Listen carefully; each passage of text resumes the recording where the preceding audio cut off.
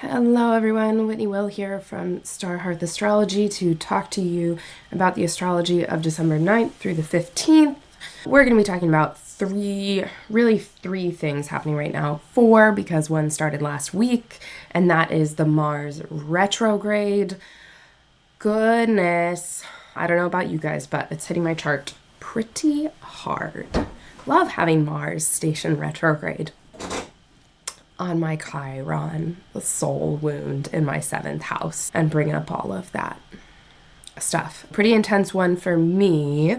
Might not be for some of you if it's happening in other areas, right? Not all transits hit us as hard. I'm also in a Mars ruled profection year, so I think that's part of it as well. If you're interested in the Mars retrograde, want to get an overview and see how it is affecting your chart, I just released a video that is specifically on the Mars retrograde with horoscopes for each sign, so you can go check that out. I'm also releasing my 2025 year ahead forecast, which you can get early access to by joining my membership, but it will be released to everyone on January 1st. So you can also just wait until then. They're each about an hour long, and I'm going through each sign and going chronologically throughout the year to help you get a sense of what we are looking at. This year is not going to be the same for everyone. I've ranked the signs in my mind in terms of all other things being equal, who's having the craziest year. And the winner is Virgo rising. Okay, into the astrology of this week. I am really looking at three things for this week. And it's not as much of a crazy week as last week in terms of the number of things going on, but the intensity within them will really put some pressure on. So I am expecting this week to feel pretty busy, pretty pressured, and have some ouchy moments. So as we get into the week, we just had Venus enter Aquarius. She completed her conjunction with Pluto, which can be a really intense moment in relationships of all or nothing, especially because it's involved in the Mars retrograde. So we have this all or nothing moment with Venus and Pluto in Aquarius, and then she spends the week up until really the wee hours of Thursday morning, so really more like Wednesday night, building to an opposition with Mars. So these are the lovers in the sky. They are getting into a stalemate, into a gridlock with Pluto in the mix. Complicated because people are going to feel very triggered. It's going to bring up attachment stuff. It's going to bring up abandonment stuff. It's going to be a contest of wills. And when we really get into a gridlock like that, and there's a sense of urgency in our relationships, and we think we have to have one outcome in order for something to survive, our thinking is so rigid that it almost guarantees a lack of success, right? We create a lose situation because if we have to strong arm people into a rigid sense of what things have to be, then we're no longer in a receptive stance of looking at what things are. We're not seeing other people clearly. We're not seeing ourselves clearly. Now, the other side of that is that sometimes we have been in a state of a lack of clarity, thinking that things are okay. I'm sure I'm okay with this. Here we go. And then we hit a moment where we can no longer deny to ourselves that things are not okay, and we have to put a question and we have to draw a line in the sand, and it's up to people to meet us there or not. This is hard to figure out because we have Neptune stationed and we have Mercury still in retrograde. So the feelings there and the opportunity for miscommunication and to put something forward that we're later going to have to go back on is really strong. but that urgency and that pressure is really there. So if you have anything at 5 degrees of the fixed signs, that's really going to activate that. But it's just a highly conflicted thing of Mars being like, this is the story, this is what we've got to do, this is how I need to assert myself, and Venus saying, I need freedom. Like, you can't have Venus in Aquarius without freedom. She doesn't want to be pigeonholed. So that's a tense one.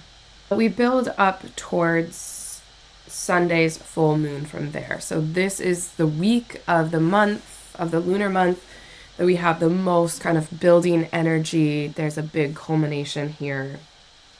And we get a full moon in Gemini at 23 degrees of Gemini. And this full moon really holds the tension of the building Saturn Jupiter square. So I'm going to take a pause here and bring up the chart so that we can look at this full moon chart together.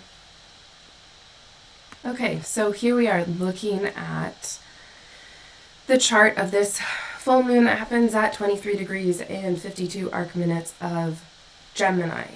The things that I am paying the closest attention to in this full moon is this building square between Saturn and Jupiter. They're approaching the square. They're not going to complete it exactly, but that doesn't mean that we're not feeling the pressure of it, especially because the moon, as it's building towards the full moon in the hours before, during Saturday, is going to complete that square with Saturn and then that conjunction with Jupiter and then culminate just after.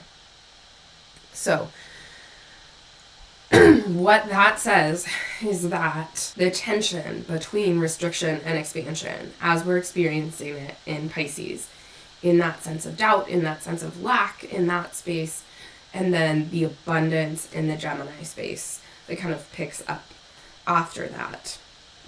We're in this creative problem solving space and really highlighting the need for our connection with other people, to be experiencing new ideas. Not a bad night for a party. It might start off slow and then build with lots of connection. This is also a full moon that is ruled by Mercury, who is stationing direct as we're having the full moon. And so Mercury is taking a moment, is taking a pause, has reviewed that Sagittarius space, is stationing direct, trine Mars, that is stationed retrograde. And so we're having this little trade-off of we don't know what to do, but we are ready to move forward again in a tentative way.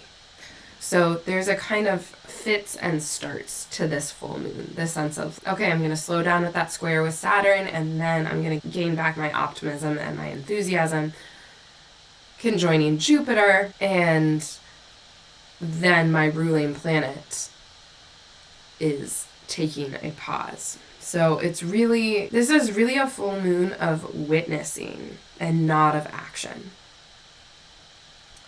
So we can take a moment, we can take a breath, we can look back on the year that we've had, we can reflect on the space that Gemini falls in our whole sign chart, on the topics of our whole sign chart, and then we can go to sleep and have beautiful dreams wherein, while the moon is squaring Neptune, as she does throughout the morning. And so taking a really slow Sunday morning, a dreamy Sunday morning, is a really beautiful way to honor our full moon in Gemini.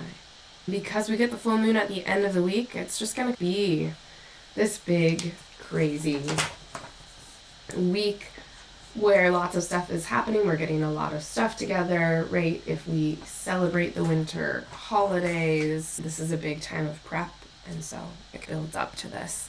But wouldn't be a bad night to go to a party and hang out with friends. Yeah. So that's what I have for you this week. I hope that it goes well, watch out for that Venus-Mars opposition. Know it's coming and you'll be totally fine. Yeah, and then try and stay balanced as we build up towards that full moon. Take a moment to reflect on what the Mercury retrograde has been about for you. And please like this video and subscribe to my channel for more.